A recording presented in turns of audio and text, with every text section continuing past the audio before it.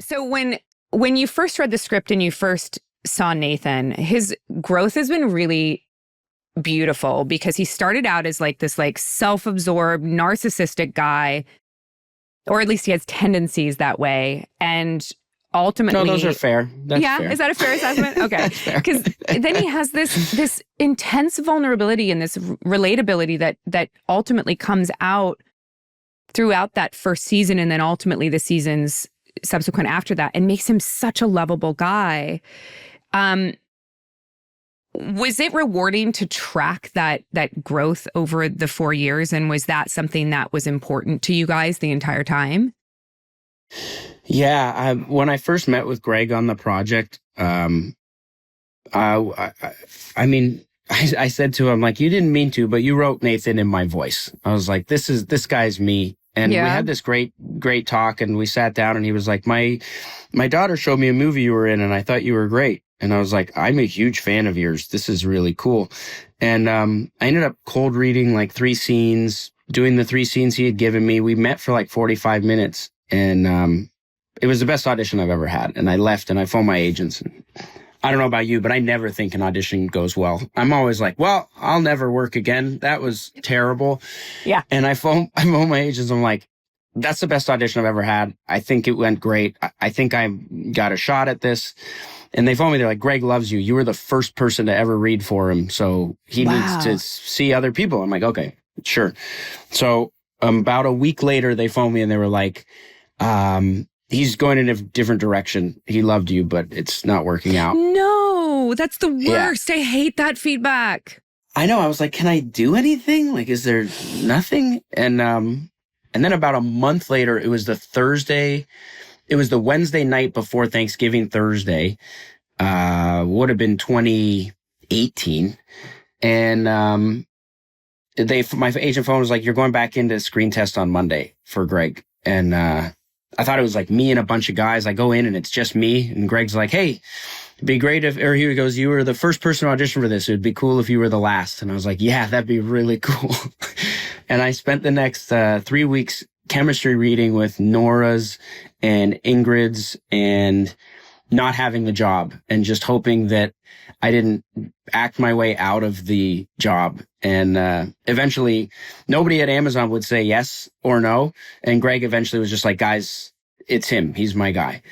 But long story long, I guess, I met with Greg and we talked about the character once I finally had the role.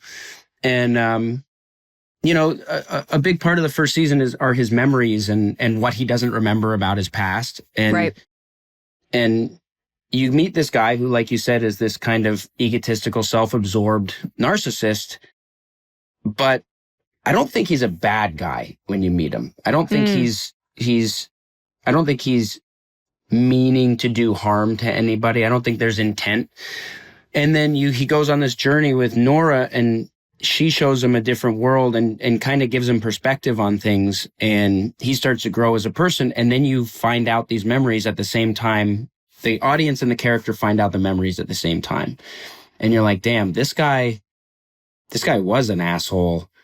And he didn't remember his worst moments. And I always thought it was an interesting question of, are we our own worst moments? Are we the worst mistakes we've ever made, or can people change?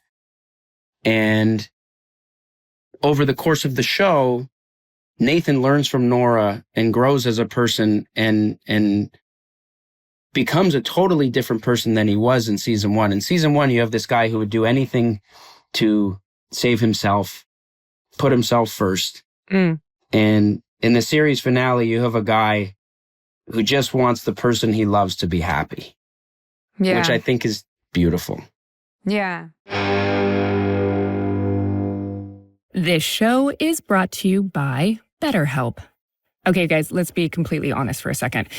How many of us have unloaded our deepest problem onto the wrong people? Yeah, I'm thinking about my hairdresser who literally hears way too much, way too often, or like a barista who you think is giving you like the best advice in the entire world until you realize that was like terrible advice. And we usually do like the school drop off to like the friend on the corner and we're like, hey, do you think my life is falling apart? I get it, okay, because we all do it. And while it's kind of funny, the truth is those people, they're not therapists. They mean well. I mean well when I give advice, but I don't always have the tools that we really need. You know what I mean? And that's why BetterHelp is the better way to go. It's actual therapy with licensed professionals, people who have trained to help with anxiety, relationships, depression, parenting, whatever you're going through. They've been connecting people with the right therapist for over 10 years. And they've got the numbers to back it up. 4.9 stars across 1.7 million reviews. That's wild. And the best part, BetterHelp does the heavy lifting for you. You answer a short questionnaire and they match you with someone who actually fits what you were looking for. And if it doesn't feel right to you and it's not a good fit, that's okay. You just switch. So there's no awkward breakup. There's just click, move on. It's all online, super flexible, and you can literally pause anytime if life gets too busy. With over 30,000 therapists and 5 million people helped worldwide, it's the largest online therapy platform out there. As the largest online therapy provider in the world, BetterHelp can provide access to mental health professionals with a diverse variety of expertise. Find the one with BetterHelp. Our listeners get 10% off their first month at betterhelp.com/Sackhoff. That's BetterHelp, HELP.com/Sackhoff.